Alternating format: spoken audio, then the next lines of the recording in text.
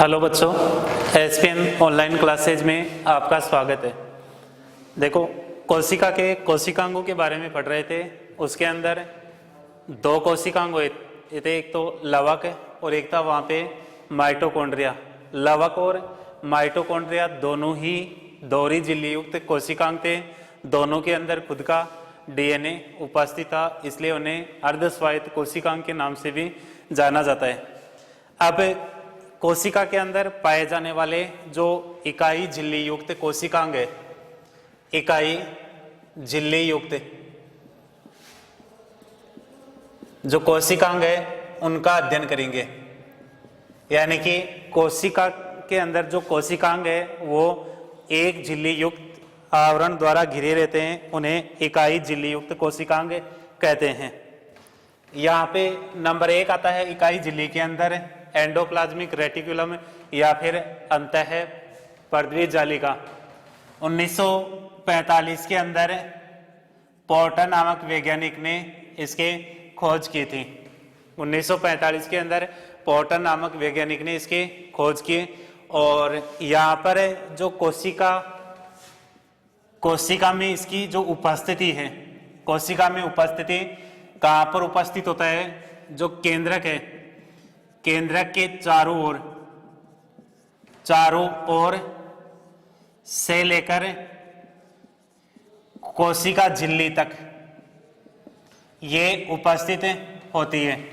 केंद्र के चारों ओर से लेकर के कोशिका झिल्ली तक, जैसे डायग्राम के अंदर देखोगे, जैसे ये केंद्रक झिल्ली हो गई, इसके चारों ओर यहाँ पर अंतःपर्दवी जालिका उपस्थित होती है। यहाँ पर एक सिरा तो केंद्रक झिल्ली से जुड़ा रहता है और इनका जो दूसरा सिरा होता है ये यहाँ पर कोशिका झिल्ली के द्वारा जुड़ा रहता है। तो इसकी उपस्थिति कहाँ पर हो गई? केंद्रक से लेकर के कोशिका झिल्ली तक अंतःपर्दवी जालिका उपस्थित होती है। इसके बाद में बात करते हैं कि जो कोशिका झिल्ली एंडोप्लाज्मिक रेटिकुलम है, ये 2 प्रकार की होती है, जिसके अंदर नंबर 1 आता है रफ एंडोप्लाज्मिक रेटिकुलम और दूसरी आती है इसमें smooth endoplasmic reticulum. Endoplasmic reticulum 2 प्रकार की है, एक रफ है और दूसरे स्मूथ एंडोप्लाज्मिक रेटिकुलम। देखो, रफ को हिंदी के अंदर कहेंगे खुरदरी अंतःपर्दवी जालिका और ये हो जाएगी यहाँ पे चिकनी अंतःपर्दवी जालिका। अंतःपर्दवी जालिका को 2 भागों के अंदर डिवाइड किया गया है, एक तो है खुरदरी और दूसरी आती है इसमें चिकनी अंतःपर्दवी जालिका। देखो, खुरदरी किसे कहेंगे कि यहाँ पर जो अंतःपर्दवी जालिका है उसकी सतह के ऊपर राइबोसोम जुड़े रहते हैं, राइबोसोम जुड़े रहते हैं, जिसके कारण इसकी जो सतह है वो कैसी होगी? खुरदरी होती है। ये जो एंडोप्लाज्मिक रेटिकुलम है ये प्रोटीन संश्लेषण व एंजाइम संश्लेषण का कार्य करती है। जो रफ एंडोप्लाज्मिक रेटिकुलम है कार्य क्या करती है? प्रोटीन और एंजाइमों के संश्लेषण का कार्य करती है। इसके अलावा इसकी जो सतह होती है, इस पर पाए जाने वाले जो राइबोसोम है इनका व्यास 150 से 200 एंगस्ट्रोम होता है। रफ एंडोप्लाज्मिक रेटिकुलम की सतह पर पाए जाने वाले जो राइबोसोम होते हैं इनका व्यास कितना होगा? 150 से लेकर के 200 एंगस्ट्रोम। कार्य क्या कर रहा है? यहाँ पे जो प्रोटीन और एंजाइम है उनके संश्लेषण का कार्य करता है। ये जो एंडोप्लाज्मिक रेटिकुलम है ये मुख्य रूप से लीवर और पैनक्रियाज या फिर अग्नाशय के अंदर अधिक पाई जाती है। रफ एंडोप्लाज्मिक रेटिकुलम कहाँ पर सर्वाधिक पाई जाती है? यकृत और अग्नाशय के अंदर सर्वाधिक पाई जाती है। दूसरा आता है इसमें स्मूथ एंडोप्लाज्मिक रेटिकुलम। स्मूथ यानी चिकनी अंतःपर्दवी जालिका। यहाँ पे देखना, रफ के अंदर तो सतह के ऊपर क्या थे? राइबोसोम थे, जिसके कारण सतह खुरदरी थी, जबकि स्मूथ एंडोप्लाज्मिक रेटिकुलम के अंदर यहाँ पर राइबोसोम एब्सेंट रहते हैं, जिसके कारण इसकी सतह चिकनी होती है। इस एंडोप्लाज्मिक रेटिकुलम के अंदर राइबोसोम का अभाव रहेगा, जिसके कारण इसकी सतह चिकनी रहती है। स्मूथ एंडोप्लाज्मिक रेटिकुलम के द्वारा यहाँ पर वसा का संश्लेषण किया जाता है। किसका संश्लेषण किया जाता है? वसा का संश्लेषण किया जाता है। देखो, रब के द्वारा तो प्रोटीन और एंजाइम का, जबकि जो स्मूथ एंडोप्लाज्मिक रेटिकुलम है इसके द्वारा यहाँ पे वसा का संश्लेषण किया जाता है। फिर आता है इसमें एंडोप्लाज्मिक रेटिकुलम की संरचना। देखो, स्ट्रक्चर ऑफ एंडोप्लाज्मिक रेटिकुलम या फिर ER। देखो, इसकी जो संरचना है, संरचना को 3 भागों के अंदर डिवाइड किया गया है। एंडोप्लाज्मिक रेटिकुलम की संरचना को 3 भागों के अंदर डिवाइड किया गया है। पहला आता है इसमें सिस्टर्नी, दूसरा वेसिकल्स और तीसरा आता है नलिकाएं। 3 भागों के अंदर डिवाइड किया गया है। एक है सिस्टर्नी, दूसरा वेसिकल्स और तीसरा आता है इसके अंदर नलिकाएं।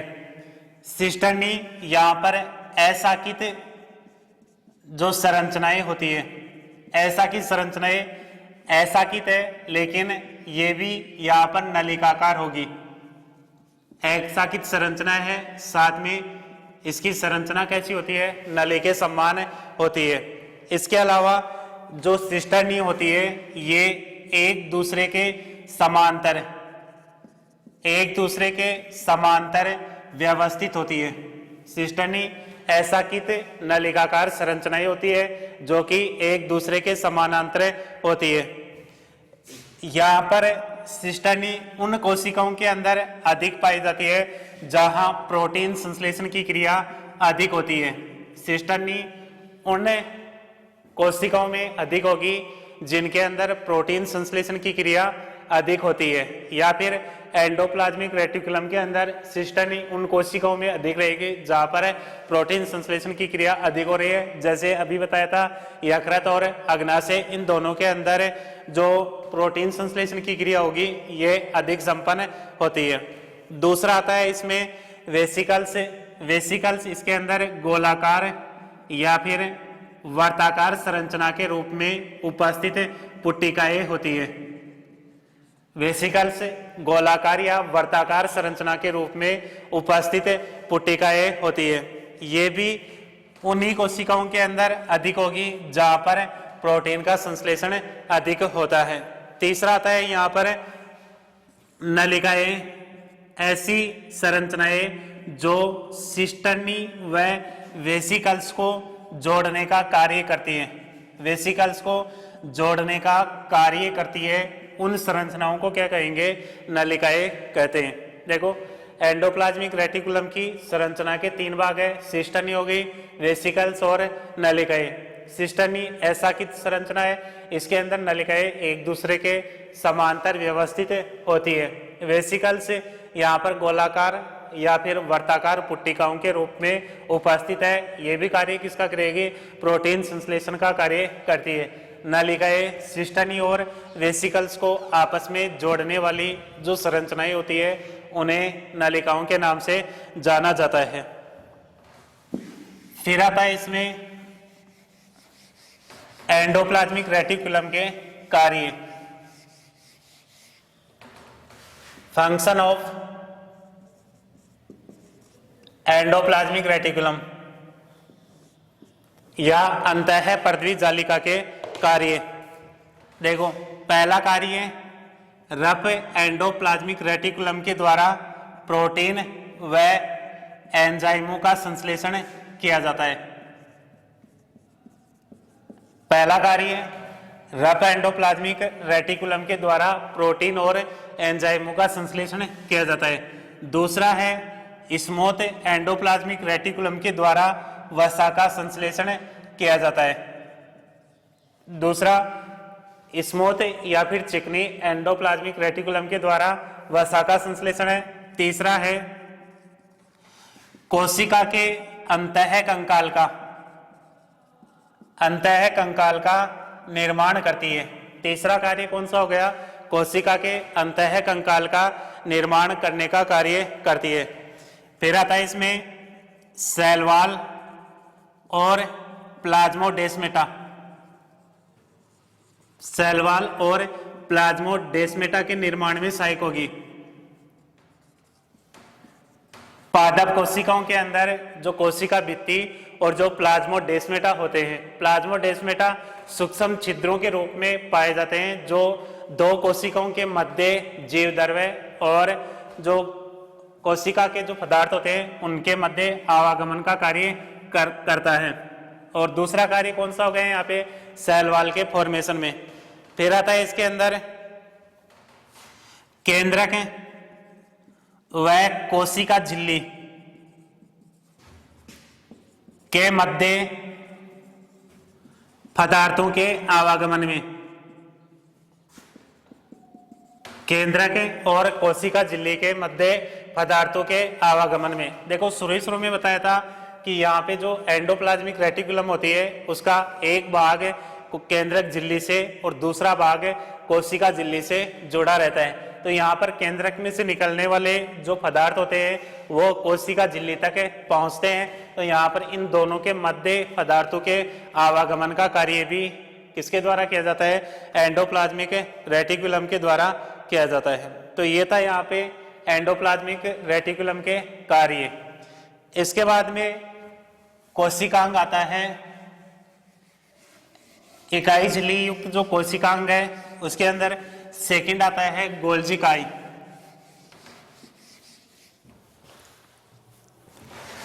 सेकंड गोल्जी काई या फिर गोल्जी बॉडी। देखो खोज की थी इसकी कैमिलो गोल्जी ने। खोज किसने की थी? कैमिलो गोल्जी ने। और किसके अंदर की थी? यहाँ पर जो उल्लू की तंत्रिका कोशिकाएं थी, उल्लू की तंत्रिका कोशिकाओं में सर्वप्रथम कैमिलो गोल्जी ने गोल्जी काय की खोज की थी। कैमिलो गोल्जी के नाम के आधार पर ही इसका नाम रखा गया है गोल्जी काय। देखो इसकी जो संरचना होती है ये निश्चित ना हो करके परिवर्तित होती रहती है, इसलिए इसे बहुरूपिया भी कहते हैं। कोशिका के अंदर इसकी जो संरचना है ये निश्चित ना होकर के परिवर्तित होती रहती है, इसलिए इसे बहुरूपिया भी कहते हैं। इसके अलावा जो स्रावी और ग्रंथिल कोशिकाएं होती है उनके अंदर इनकी संख्या अधिक होती है। स्रावी और ग्रंथिल कोशिकाओं के अंदर गोल्जी काय की संख्या अधिक होती है। फिर आता है यहाँ पे इसकी संरचना की बात करेंगे। संरचना में वही तीन भाग आ जाएंगे जैसे एंडोप्लाज्मिक रेटिकुलम के अंदर थे, ठीक उसी प्रकार से गोल्जी काय की संरचना के अंदर भी तीन भाग आते हैं। पहला आता है इसमें सिस्टर्नी। पहला भाग कौन सा आता है? सिस्टर्नी। दूसरा वेसिकल से और तीसरा आता है इसमें स्रावी पुट्टिकाएं। देखो एंडोप्लाज्मिक रेटिकुलम में सिस्टर्नी और वेसिकल्स थी, तीसरा वहां पे नलिकाएं थी और यहाँ पे तीसरा कौन सा आता है? स्रावी पुट्टिकाएं। देखो सिस्टर्नी इसके अंदर नलिकाकार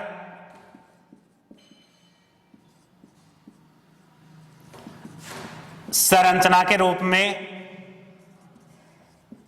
उपस्थित होती है और ये जो नलिकाकार संरचनाएं होती है ये एक दूसरे के समानांतर पाई जाती है। नलिकाकार जो संरचनाएं होती है ये यहाँ पर एक दूसरे के समानांतर उपस्थित होती है। इसके अलावा इनकी जो संरचना होती है ये प्यालेनुमा होगी। सिस्टर्नी की संरचना प्यालेनुमा होती है। सिस्टर्नी की जो उत्तल सतह होती है, उत्तल सतह है, इसे सिस फेस के नाम से जाना जाता है। सिस फेस या फिर इसे निर्माणकारी सतह भी कहते हैं। देखो, जो सिस्टर्नी की उत्तल सतह है उसे किस नाम से जाना जाता है? सिस फेस या फिर निर्माणकारी सतह है। इसके अलावा इसकी जो अवतल सतह होती है इसे ट्रांसफेस या फिर परिपक्व सतह कहते हैं। देखो, सिस्टर्नी नलिकाकार संरचना के रूप में उपस्थित है। नलिकाकार संरचनाएं एक दूसरे के समांतर उपस्थित होती है। प्यालेनुमा संरचनाएं होती है सिस्टर्नी की। इसकी जो उत्तल सतह होती है इसे सिस फेस या फिर निर्माणकारी सतह, जबकि अवतल सतह को ट्रांसफेस या फिर परिपक्व सतह कहते हैं। वेसिकल से छोटी छोटी गोलाकार संरचनाओं के रूप में पाई जाती है, जो कि सिस्टर्नी से जुड़ी रहती है। सिस्टर्नी से जुड़ी रहती है। देखो, छोटी छोटी गोलाकार संरचनाओं के रूप में वेसिकल्स पाई जाती है, जो किससे जुड़ी रहती है? सिस्टर्नी से जुड़ी रहती है। फिर तीसरा आता है इसमें स्रावी पुट्टिकाएं। तीसरा आता है इसके अंदर स्रावी पुट्टिकाएं। ये जो स्रावी पुट्टिकाएं होती है अनियमित आकृति की होती है, जो कि यहाँ पर सिस्टर्नी से जुड़ी हुई पुट्टिकाओं के टूटने से निर्मित होती है। स्रावी पुट्टिकाएं किसके द्वारा बनती है? जो वेसिकल्स होती है सिस्टर्नी से जुड़ी रहती है, वेसिकल्स के टूटने से यहाँ पर स्रावी पुट्टिकाओं का निर्माण होता है। जैसे यदि आप संरचना की बात करोगे तो जो गोल्जिकाएं है इसकी संरचना इस प्रकार से होगी। ठीक है, ये तो हो गई इसमें सिस्टर्नी हो गई, ये हो गई इसमें वेसिकल्स, और इनसे टूटकर अलग हुई जो संरचनाएं होती है इन्हें स्रावी पुट्टिकाएं कहते हैं। देखो, संरचना की बात करोगे तो यहाँ पे ये वाली जो संरचना है नलिकाकार, ये तो हो गई इसकी सिस्टर्नी। इसके अलावा नलिकाकार संरचनाओं के सिरे पर उपस्थित गोलाकार छोटी संरचनाएं वेसिकल्स कहते हैं, और वेसिकल्स के टूटने के पश्चात यहाँ पर जो स्रावी पुट्टिकाएं होती है उनका निर्माण होता है। अब देखो, इसकी जो उत्तल सतह है ये तो हो गई एम फेस या फिर इसे ट्रांसफेस भी कहते हैं, और ये जो नीचे वाली होती है इसे एप फेस या फिर सिस फेस के नाम से भी जाना जाता है। दोबारा देखना, खोज की थी कैमिलो गोल्जी ने उल्लू की तंत्रिका कोशिकाओं में। संरचना निश्चित ना होकर के परिवर्तित होती रहती है, इसलिए इसे बहुरूपिया कहते हैं। स्रावी और ग्रंथिल कोशिकाओं के अंदर इनकी संख्या अधिक होती है। संरचना के अंदर 3 भाग है, सिस्टर्नी, वेसिकल्स और स्रावी पुट्टिकाएं। सिस्टर्नी नलिकाकार संरचना के रूप में उपस्थित है, समांतर नलिकाओं के रूप में पाई जाती है। वेसिकल्स इसके अलावा सिस्टर्नी प्यालेनुमा संरचना के रूप में उपस्थित होती है। इनकी जो उत्तल सतह होती है उसे सिस फेस या निर्माणकारी सतह या फिर एप फेस के नाम से भी जाना जाता है, जबकि सेकंड है अवतल सतह, ट्रांसफेस, परिपक्व सतह कहलाती है। इसे एम फेस के नाम से जाना जाता है। दूसरा है वेसिकल्स, छोटी छोटी गोलाकार संरचनाओं के रूप में सिस्टर्नी से जुड़ी रहती है। स्रावी पुट्टिकाएं अनियमित आकृति की होती है, और जो वेसिकल्स है ये सिस्टर्नी से अलग होकर के किसका निर्माण करती है? स्रावी पुट्टिकाओं का निर्माण करती है। इसके बाद में यहां पे देखो, जो पादप कोशिकाएं होती है और अकशेरुकी जंतु और पादप कोशिकाओं में गोल्जी का एक अल्प विकसित होता है। गोल्जी काय अल्प विकसित होता है, इसलिए इसे डिक्टियोसोम के नाम से जाना जाता है। देखो, पादप और जो एकशेरुकी जंतु होते हैं इनके अंदर गोल्जी काय अल्प विकसित होता है, इसलिए इसे किस नाम से जाना जाता है? डिक्टियोसोम के नाम से जाना जाता है। इसके अलावा यहाँ पर जो गोल्जी काय है इसमें वसा व लिपिड अधिक मात्रा में पाया जाता है। वसा और लिपिड अधिक मात्रा में पाया जाता है, इसलिए इसे लाइपोकॉन्ड्रिया भी कहते हैं। देखो नाम आ रहे हैं, एक तो गोल्जी काय हो गया, एक डिक्टियोसोम हो गया और एक लाइपोकॉन्ड्रिया। डिक्टियोसोम क्यों कहते हैं? एकशेरुकी जंतु और पादप कोशिकाओं के अंदर अल्प विकसित होता है, इसलिए वहां पे इन्हें डिक्टियोसोम के नाम से जाना जाता है। जबकि इन गोल्जी काय में वसा और लिपिड अधिक मात्रा में पाया जाता है, इसलिए इसे लाइपोकॉन्ड्रिया के नाम से जाना जाता है। फिर बात करते हैं इसके कार्यों की।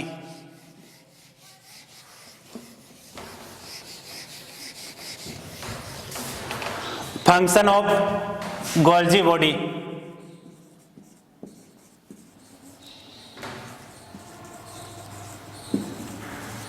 फंक्शन ऑफ गोल्जी बॉडी या फिर गोल्जी काय के कार्य। देखो पहला आता है इसमें गोल्जी काय के द्वारा विभिन्न पदार्थों का श्रावण किया जाता है।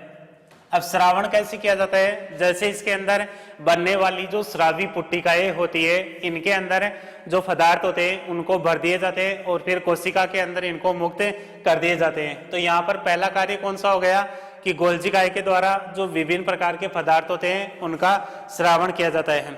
इसके अलावा दूसरा आता है कोशिका विभाजन के समय।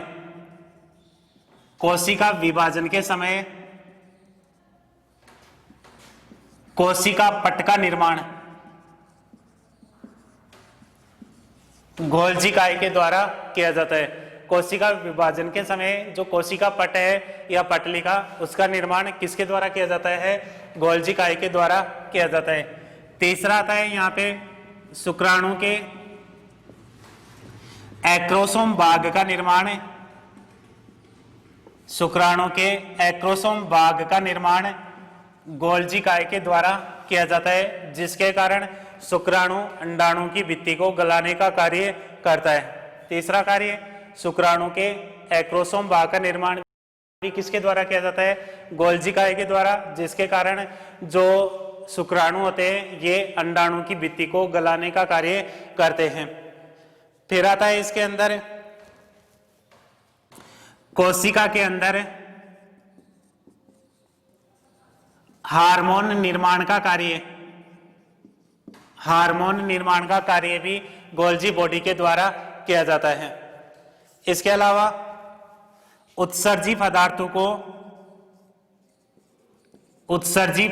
को कोशिका से बाहर निकालने का कार्य करती है। कोशिका से बाहर निकालने का कार्य करती है। देखो कार्य जैसे विभिन्न पदार्थों का श्रावण हो गया, श्रावी पुट्टिकाओं के अंदर विभिन्न पदार्थों को भर दिया जाता है और फिर कोशिका के अंदर छोड़ दिया जाता है। दूसरा, कोशिका विभाजन के समय कोशिका पट का निर्माण गोल्जी काय के द्वारा होता है। तीसरा, शुक्राणु के एक्रोसोम भाग का निर्माण भी गोल्जी काय के द्वारा किया जाता है, जिसके कारण जो अंडाणु की भित्ति होती है उसको गलाया जाता है। इसके अलावा कोशिका के अंदर हार्मोन का निर्माण भी गोल्जी काय के द्वारा किया जाता है। और फिर आता है उत्सर्जी पदार्थों को कोशिका से बाहर निकालने का कार्य गोल्जी काय के द्वारा किया जाता है। ये सेकंड था यहाँ पे गोल्जी काय। अब आता है इसमें लाइसोसोम।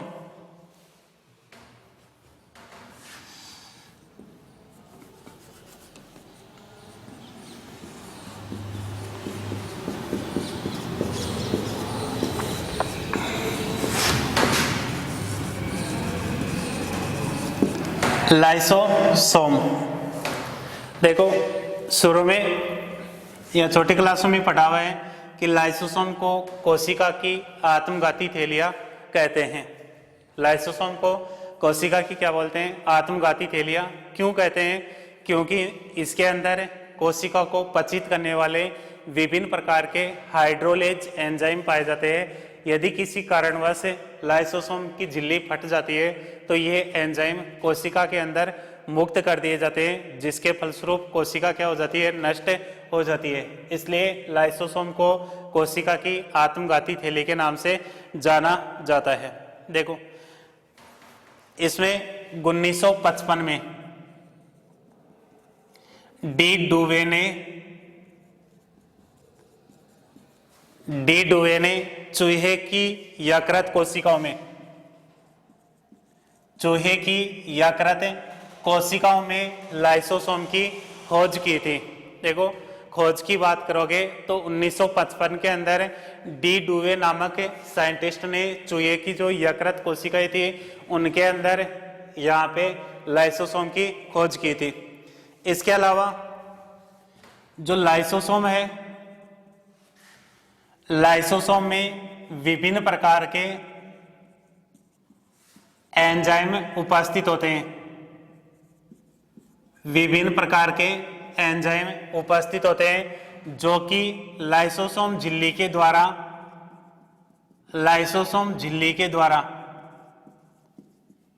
घिरे रहते हैं या फिर बंद रहते हैं। लाइसोसोम झिल्ली के द्वारा ये एंजाइम घिरे रहते हैं। यहाँ पर लाइसोसोम में वसा, शर्करा, प्रोटीन, डीएनए आदि का अपघटन करने वाले लगभग 50 प्रकार के एंजाइमों की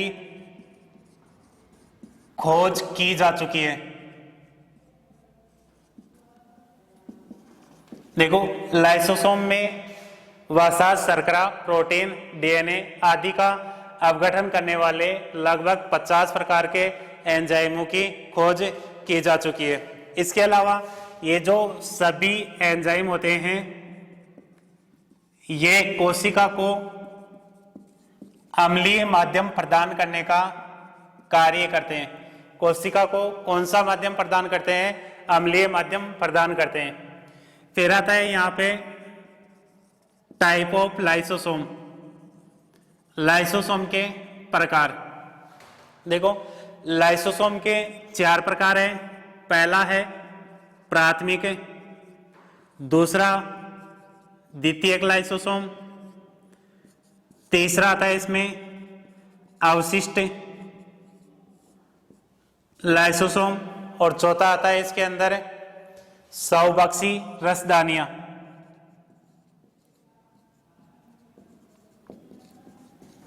देखो लाइसोसोम के 4 प्रकार हैं। पहला कौन सा हो गया? प्राथमिक हो गया, दूसरा द्वितीयक, तीसरा हो गया इसमें अवशिष्ट, चौथा हो गया स्वबक्षी दानियां। देखो प्राथमिक लाइसोसोम ऐसे लाइसोसोम जिनका निर्माण गोल्जी बॉडी के द्वारा होता है या गोल्जी काय के द्वारा होता है, उन्हें प्राथमिक लाइसोसोम कहते हैं। ऐसे लाइसोसोम जिनका निर्माण किसके द्वारा होता है? गोल्जी बॉडी के द्वारा होता है, उन्हें प्राथमिक लाइसोसोम कहते हैं। ये गोल्जी बॉडी द्वारा निर्मित होते हैं। दूसरा आता है द्वितीयक लाइसोसोम। ये जो लाइसोसोम होते हैं इनका निर्माण कोशिका में एंडोसाइटोसिस क्रिया द्वारा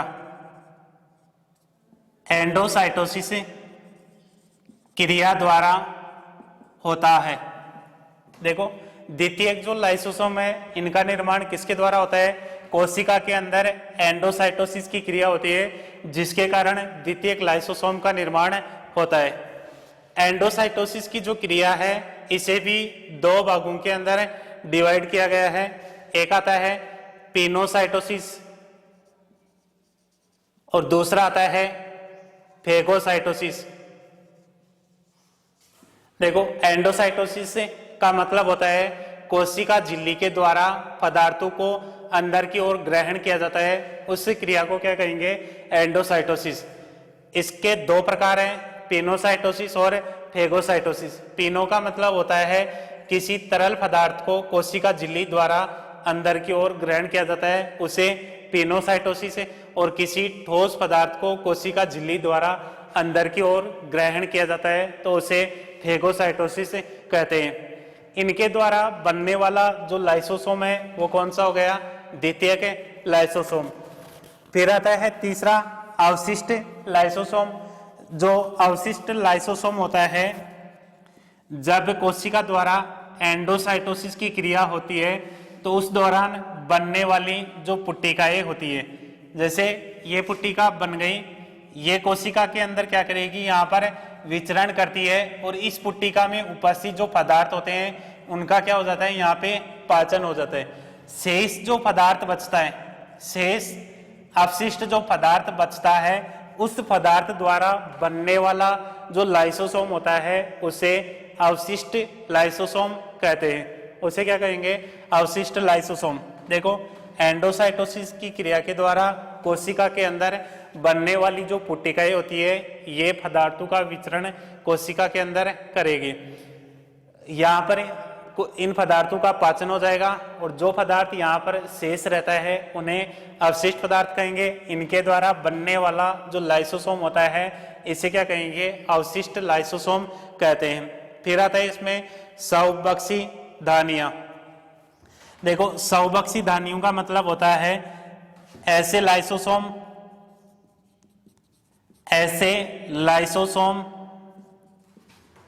जो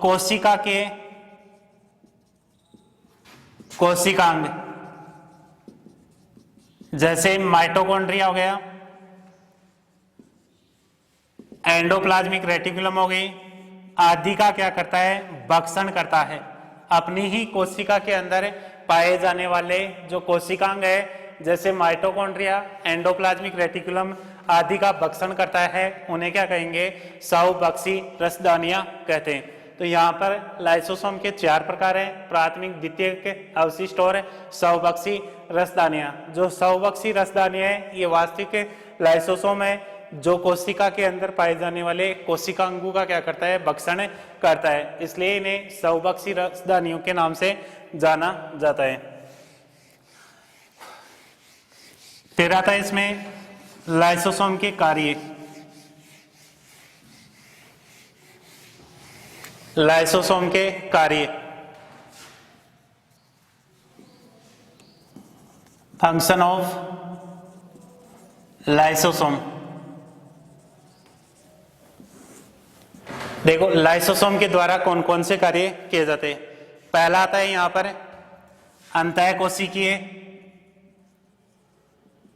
अंतःकोशिकीय पदार्थों के पाचन में।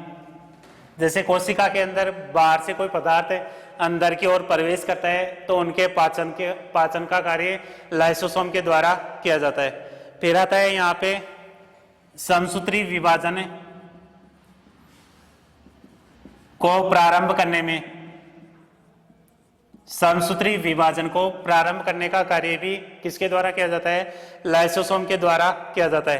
फिर आता है यहाँ पे तीसरा कार्य गुणसूत्रों को अलग करने का या फिर पृथक करने का। तीसरा कार्य है गुणसूत्रों को पृथक करने का कार्य भी लाइसोसोम के द्वारा किया जाता है। फिर आता है यहाँ पे जो अंकुरित बीज होते हैं, अंकुरित बीजों में भोजन उपलब्ध करवाने का कार्य भी लाइसोसोम के द्वारा किया जाता है। या फिर आप ये भी बता सकते हो कि बीज अंकुरण के समय भ्रूण को जो भोजन प्राप्त होता है वो किसके द्वारा प्राप्त होता है? लाइसोसोम के द्वारा प्राप्त होता है।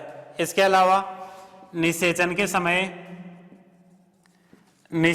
समय शुक्राणु को अंडाणु में प्रवेश में सहायक होता है। निषेचन के समय शुक्राणु का अंडाणु के अंदर प्रवेश में भी ये सहायक होता है। तो ये हो गए यहाँ पे लाइसोसोम के कार्य। अंतःकोशिकीय पदार्थों के पाचन में, समसूत्री विभाजन को प्रारंभ करने में, गुणसूत्रों को फर्ता करने में, अंकुरित बीजों में भोजन उपलब्ध करवाने का और निषेचन के समय शुक्राणु को अंडाणु में प्रवेश करने में सहायक होता है। आज के लिए इतना ही, धन्यवाद।